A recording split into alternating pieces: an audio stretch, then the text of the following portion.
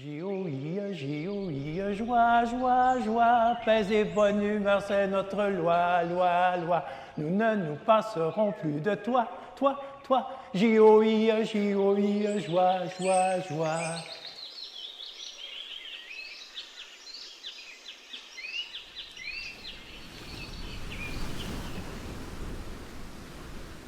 C'est drôle parce que l'image qui me vient, c'est je vois les sœurs arriver sur la cage en plein milieu du fleuve à l'automne pour venir construire quelque chose ici. Il fallait y croire, puis je pense que ça prouve qu'il n'y a rien d'impossible.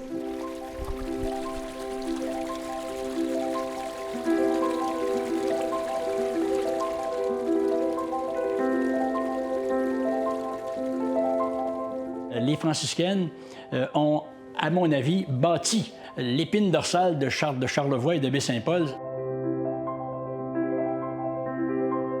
On n'a qu'à penser à l'hôpital, évidemment, au centre hospitalier de Charlevoix, qui a été un moteur économique à travers l'emploi qu'il a créé, évidemment, pendant toute sa durée, et maintenant qui se prolonge avec l'hôpital de Baie-Saint-Paul. Mais que dire aussi du pouvoir électrique qu'elles ont aménagé sur la rivière du Bras-Nord-Ouest, qui a fait de Baie-Saint-Paul une des premières municipalités éclairées à l'électricité.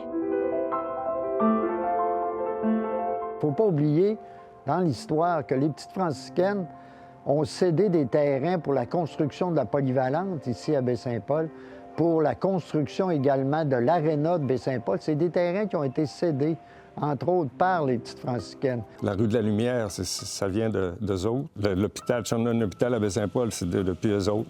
Le legs des franciscaines, c'est au cœur du village. C'est d'avoir fait qu'on a un cœur de village de grande envergure, un cœur de village qui tout est fait autour de ce bâtiment-là.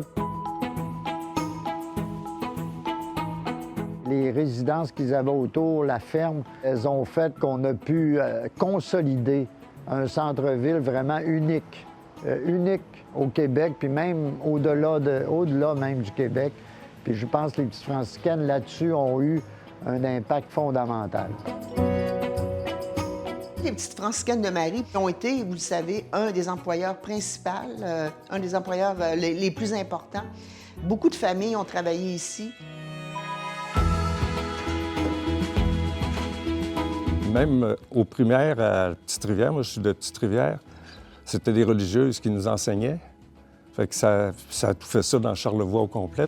On pourrait citer dans la région avec, par exemple, la dizaine d'écoles dans l'ensemble du comté de Charlevoix, le domaine Forget avec l'école de formation domestique, l'orphelinat de Saint-Irénée également, puis le pavillon Restons chez nous à l'île aux Coudes. On pourrait en nommer pendant je ne sais pas combien de minutes. Bref, elles occupent une place dans l'histoire régionale et sans elles, je suis pas sûr personnellement que Charlevoix et Baie-Saint-Paul seraient ce qu'il est.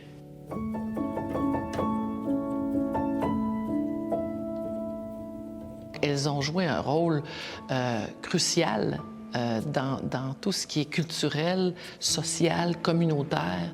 Sans leur présence, leur dynamisme, leur volonté d'habiter les lieux avec toute leur connaissance, leur savoir, leur talent, leur rigueur aussi, tout ça élève la population en général, parce que ça commande une réponse, ça commande... Et je pense que c'est cette dynamisation-là qui fait en sorte qu'aujourd'hui, on reconnaît cette région-là comme une région ultra artistique. On leur doit énormément. Il y avait Carmel Carré qui avait une chorale, il y avait Gertrude Barré qui nous enseignait le français, Doris Lévesque. Ces femmes-là avaient une manière unique de transmettre la passion de quelque chose, l'amour de la langue, l'amour de la musique, l'amour du savoir. À Petite-Rivière-Saint-François, c'était les religieuses, les petites franciscaines qui nous enseignaient au point de départ. On sentait des personnes qui voulaient pour nous autres. Ils voulaient qu'on réussisse à 100 %. Alors, elle était très exigeante, mais c'était un beau temps extraordinaire. Puis moi aussi, j'aspirais aussi me rendre là, aller jusque-là. Puis j'ai réussi à en arriver là. Puis je pense que ma manière d'être auprès des élèves, c'était un peu la manière qu'eux autres étaient auprès de nous autres. C'était des gens où on comprenait les jeunes qui étaient devant nous autres, on les aimait, puis on essayait de les faire produire le plus possible. Je me souviendrai toujours du moment où j'ai vu l'annonce passer dans le journal. Les sœurs cherchaient quelqu'un en ressources humaines, en gestion. Et je me suis dit, cette job-là est faite pour moi, aller travailler dans mon patelin. Travailler avec les religieuses, aussi avec les valeurs sociales, communautaires. Moi, je voulais développer plus ce volet-là en gestion stratégique, tu sais, le côté humain, puis ce que les sœurs prônaient déjà dans leur mission. Bien, d'abord, j'ai trouvé une famille. Alors, la spiritualité franciscaine, c'est de vivre la fraternité. Moi, j'aimais le monde, alors c'est sûr que moi, ça m'a plu de vivre cette belle fraternité du cœur. Ensuite, vivre aussi dans la simplicité et dans la prière, bien sûr, et aussi dans la joie, parce qu'on a fait beaucoup de choses ensemble tout au long de ces 35 années.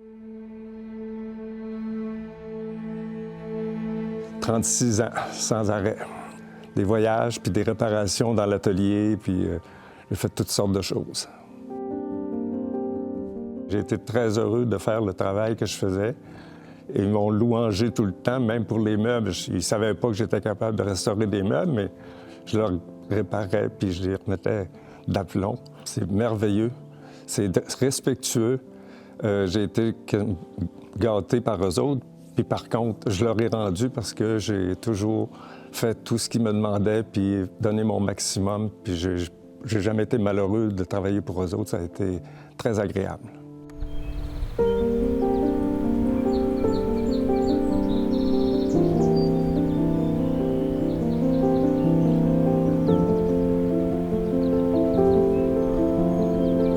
Ce sont des personnes qui ont, malgré de faibles moyens au départ, ont eu tellement la foi dans leur mission que ça demeure des témoins exceptionnels, des modèles formidables. C'est comme une pierre qu'on lance à la mer, tu sais, les pierres plates qu'on lance dans le fleuve, qui font plusieurs sauts. Mais je pense que les petites franciscaines de Marie, c'est la belle pierre qu'on lance à la mer, puis qui fait plusieurs rebonds, puis on ne sait pas où est-ce que ça va finir.